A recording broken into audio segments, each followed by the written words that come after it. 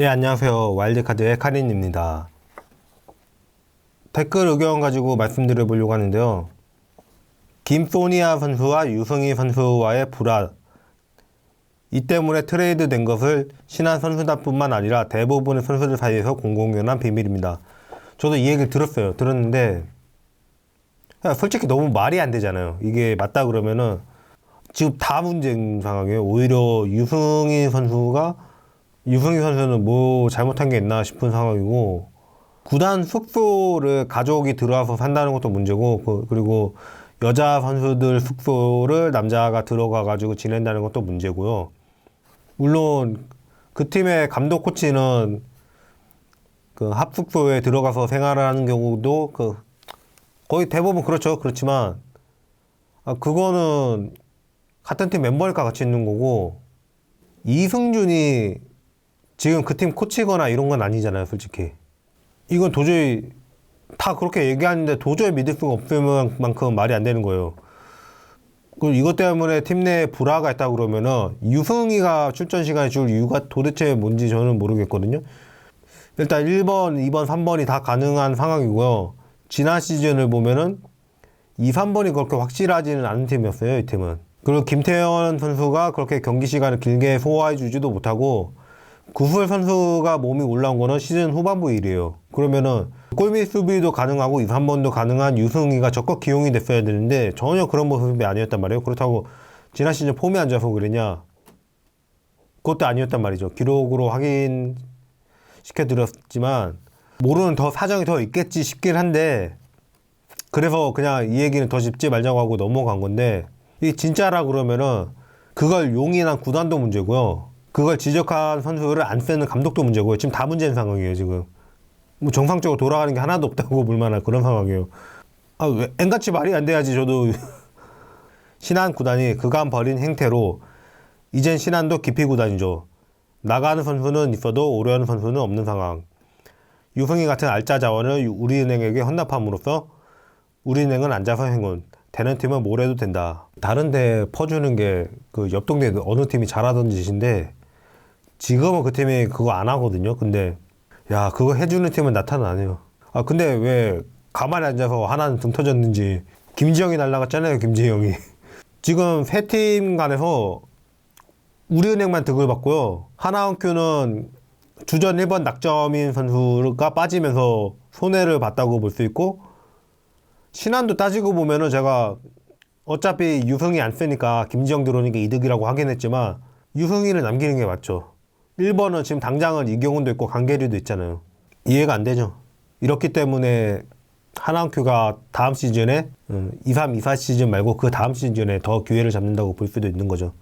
이렇게 알아서 평판이 떨어져 주는 팀이 나오면 지금 당장은 좀 출혈이 있어도 앞으로는 이득을 볼 수도 있는 거죠. 솔직히 현 시점에서 신한에 김지영도 필요하지만 유승희가 더더욱 필요하다고 생각합니다. 하지만 신한 스텝이랑 사이가 좋지 않기 때문에 우리는 가는 게 팀을 위해서나 유승희 개인을 위해서나 잘 됐다고 생각합니다. 아직은 전반적인 것을 모두 고려해도 유승희, 김지영 이렇게 유승희가 우위라고 생각합니다. 다 이렇게 생각할 거예요, 솔직히 말하면은. 제가 먼저 댓글을 얘기하면서도 말을 했고, 그 지난 편에서도 말씀을 드렸지만, 아직까지는 유승희하고 김지영은 비교가 안 돼요, 아직은. 뭐, 김지영 선수도 일단 한 번쯤은 국대 발을 담가야지, 그때는 돼야지 좀 얘기를 해볼 만하고요. 지금 국가대표도 가든 아닌데도 안 뽑혔잖아요. 김지영 선수가 신한에서 3점 및 득점력을 장착한다면 정말 무서운 선수가 되리라고 생각합니다. 가장 열심히 하는 선수 중 한 명이죠. 정말 신한 3점 슈터들의 시너지를 줄 수 있는 1번 가드가 되리라고 믿습니다. 엄청 빠른 팀이 될 것이라고 생각합니다. 네, 공격력을 장착한다면 그렇겠죠. 제가 김지영 선수에 대한 평가가 한번 바뀐 적이 있어요.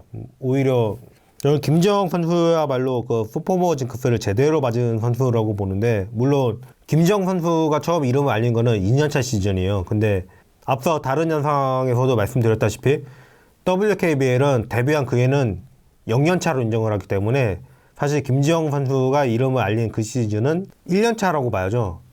그 1년차 때 한 경기에 20득점도 하고 되게 잘 나갔던 선수죠. 그런데 그 다음 시즌부터 점점 경기도 안 나오는 상황이 됐고요. 그 득점력도 점점 줄어들기 시작해요. 김지영 선수가 그 1년차 시즌에 3점 슛이 나쁘지 않았거든요. 3점 슛도 나쁘지 않고 개인기도 좋고 다 좋았는데 그 이후로 경기 숫자가 줄다 보니까 점점 자기 자리를 못 잡는 모습을 보였고요. 김지영 선수가 그때 제가 느낀 거는 프로 1군, 프로 퓨처스, 길거리 이 중에 프로 1군에서 제일 잘해요. 오히려 자기 것만 하면 되고 대차게 하면 되면은 충분히 경쟁력이 있는 선수인데 그렇지가 않았죠. 점점 그 즈음에 그 시즌 아웃이었던 신지현, 김희슬 한 명씩 복귀하기도 했고요. 그런데 이런 말도 있잖아요. 이 두 선수를 좀 더 기다렸어야 된다고. 너무 빨리 복귀시키다 보니까 복귀하고 나서 다시 부상이 올라와가지고 다시 나가고 이러면서 리듬이 깨진 것도 있거든요. 하나원큐가 가드 4명 돌렸었다고 얘기를 하는데 돌렸을 상황이었어요. 솔직히 말해서. 가드 중에 김희슬이랑 신지현 이상의 재능을 가진 가드는 찾기가 어려워요. 그러면 이 두 선수한테 그 사활을 걸고 성장에 목을 매봐야지 다른 방법이 없기도 하고요. 그렇다고 이 두 선수가 자꾸 부상 입었던 몸 상태가 안 좋아지기 시작하는데 이 두 선수만 가지고 가드진을 다 꾸려나가는 것도 사실상 불가능했고요. 그러다 보니까 돌려쓰게 된 거 아닌가 싶어요. 신지현 선수가 풀시즌을 소화하게 되면서부터는 그렇게 안 했거든요. 오히려 김지영은 그 공격력으로 먹고 살던 선수인데 신지현이 돌아오면서 위치를 잃은 모습도 있었는데 제가 김지영을 좋게 평가했던 거는 이거예요. 일단 예전에 하나원큐가 공격권이 바뀌는 상황이 오면 되게 답답했어요. 앞에 무조건 고아라든 고아라 이전에 염윤아든 백지은이든 김단비든 이수연이든 한 명은 무조건 뛰어나갔는데 앞에를 절대 안 봐요. 그래서 그 앞에를 절대 안 보는 그 되게 답답했는데 그거는 실력이랑 관계 있는 게 아니기 때문에 되게 답답했는데 김지영도 앞에 보고 바로 던지는 타입은 아니에요. 근데 김지영 같은 경우는 일단 뛰어는 나가요. 그래서 공격이 만들어지는 게 좀 있고 진짜로 평가가 바뀌었던 순간은 언제냐면 이 선수가 원래 그 1년차 시즌 때는 수비가 되게 문제이던 선수예요. 일단 포스트업 수비는 그 웨이트 때문에 절대 안 되고요. 그렇다고 해서 대인 방어나 그 팀 디펜스를 잘했느냐 하면은 그것도 아닌 선수였죠. 솔직히 말하면은. 왜냐면 가야 될지 말아야 될지 그 갈팡질팡하면서 두 개 다 놓치는 경우가 되게 많았거든요. 근데 점점 이걸 어떻게 해결하냐? 자기 마크맨한테 조금 더 떨어지지 않고 찰싹 붙습니다. 이렇게 하면서 그 문제를 해결해서 수비형 선수가 됐기 때문에 저는 수비는 나아지는 걸 거의 본 적이 없거든요. 수비로 먹고 사는 선수는 처음부터 그 수비로 먹고 살아요. 근데 그게 아니었는데 수비형 타입이 되는 경우는 되게 드문 것 같아요. 그래서 저게 되는구나 싶어가지고 김지영에 대한 평가가 바뀌었고요. 그래서 지금 하나원큐에도 되게 중요하다고 생각했는데 신앙 가버렸네요.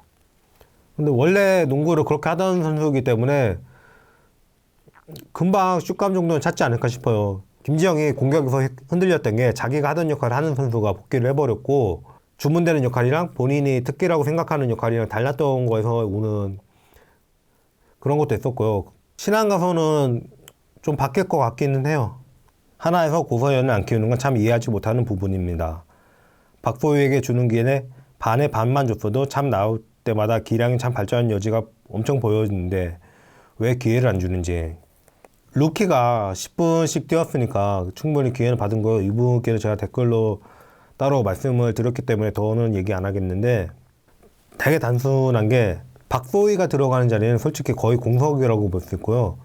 김미연 선수가 빠졌잖아요. 김미연 선수가 빠지면서 3번은 김예진 선수가 들어갔고 나머지 포워드 한 자리가 거의 공석이라고 볼 수 있는데 하나원큐 구성상 그 양인영 빼면은 180이 넘는 선수가 없거든요. 이정현도 있고 이한도 있긴 하지만 몸 상태 때문에 거의 나오지 못했잖아요.